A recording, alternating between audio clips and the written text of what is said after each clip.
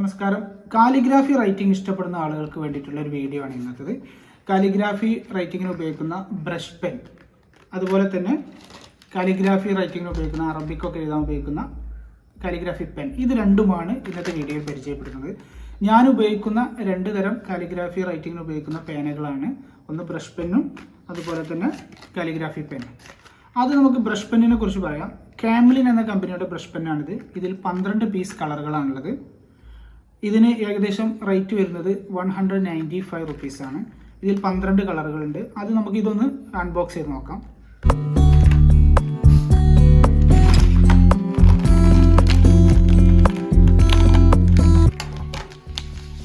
അതെ, വ്യത്യസ്ത നിറങ്ങളിലുള്ള 12 കളറുകളാണ് ഇതിലുള്ളത്.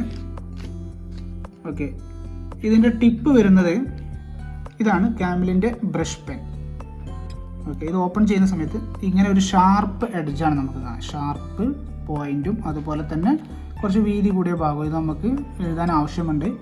ചെറിയ സ്ട്രോക്കുകളൊക്കെ ഇതുകൊണ്ട് എഴുതും. അതുപോലെ തന്നെ വീതി കൂടിയ ഭാഗങ്ങളൊക്കെ ഈ ഭാഗത്തുകൊണ്ടാണ് എഴുതുക. അങ്ങനെ 12 കളറുകളുണ്ട്. ഏത് കളർ എടുത്ത് നോക്കിയാലും സെയിം തന്നെയാണ്.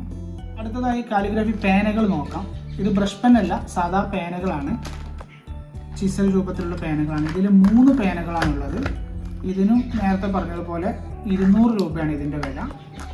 ഇത് ഫുൾ ബ്ലാക്ക് കളറാണ്. പല കളറിലും ലഭിക്കും. ഇത് ബ്ലാക്ക് കളറാണ്. ഇവിടെ കണ്ടോ 1.0 ഒരു പോയിന്റ്, 2.0 ആൻഡ് 3.0 3 ലെവലിലാണ്. 1 എന്ന് പറയുന്നത് ചെറിയ എഴുത്തിനുള്ളതാണ്, ചെറിയ എഴുത്തുകൾക്കുള്ളതാണ്. അതുപോലെ 2 ആകുമ്പോൾ കുറച്ചും കൂടി വീതി കൂടും. 3.0 ആകുമ്പോൾ കുറച്ചുകൂടി വലിയ എഴുത്തുകൾക്ക് വേണ്ടി ഉപയോഗിക്കുന്നതാണ്. അപ്പോൾ ഈ പേനകൾ ഉപയോഗിച്ച് എങ്ങനെയാണ് എഴുതുക എന്നുള്ളതാണ് നമ്മൾ നോക്കുന്നത്. അപ്പോൾ നമുക്ക് ഈ ബ്രഷ് പെൻ ഉപയോഗിച്ച് ഒന്ന് എഴുതി നോക്കാം. ബ്രഷ് പെൻ ഉപയോഗിക്കുമ്പോൾ ശ്രദ്ധിക്കേണ്ട കാര്യം, മുകളിലേക്കുള്ള അപ്പ് സ്ട്രോക്കുകൾ കൊടുക്കുന്നതിന് ചെറിയ പോയിന്റാണ് ഉപയോഗിക്കുക. അതുപോലെ ഡൗൺ സ്ട്രോക്കുകൾ താഴത്തേക്ക് വരക്കുമ്പോൾ ഇങ്ങനെ വീതി കൂടിയ ഭാഗങ്ങളാണ് ഉപയോഗിക്കുക. ഒന്നുകൂടി പറഞ്ഞു തരാം. അപ്പ് സ്ട്രോക്കും ഡൗൺ സ്ട്രോക്കും 2 സ്ട്രോക്കുകളാണുള്ളത്. ഇതാണ് അപ്പ് സ്ട്രോക്ക്, മുകളിലേക്ക് പോകുന്ന ഭാഗം, ചെറിയ തിന്നായിട്ട് കൊടുക്കും. ഡൗൺ സ്ട്രോക്ക് താഴത്തേക്ക് വരുമ്പോൾ അത് തിക്കായിട്ട് കൊടുക്കും. ഇങ്ങനെയാണ് എഴുതുക. ഇനി നമുക്ക് ഇതിനൊരു letter U.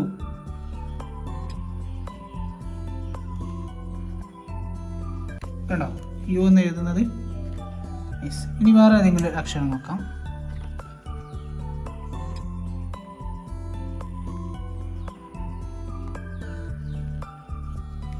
B.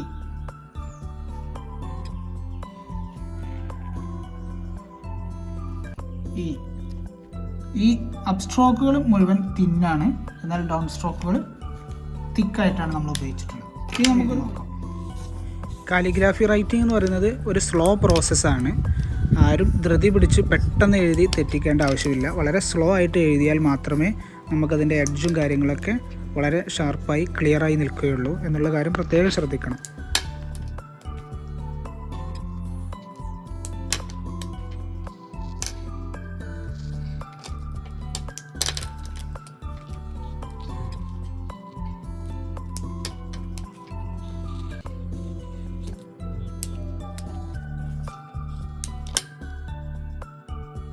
Brush pen ഉപയോഗിച്ച് നമ്മൾ അടുത്തൊരു വേർഡ് എഴുതാൻ പോവുകയാണ്. കാലിഗ്രാഫി ഇഷ്ടപ്പെടുന്ന ആളുകൾക്ക് എങ്ങനെ ബ്രഷ് പെൻ യൂസ് ചെയ്യണം, അതുപോലെ എഴുതുമ്പോൾ ശ്രദ്ധിക്കേണ്ട പ്രധാനപ്പെട്ട ടിപ്സ് കാര്യങ്ങളൊക്കെ തൊട്ടടുത്തുള്ള വീഡിയോയിൽ നമ്മൾ ചെയ്യുന്നതാണ്.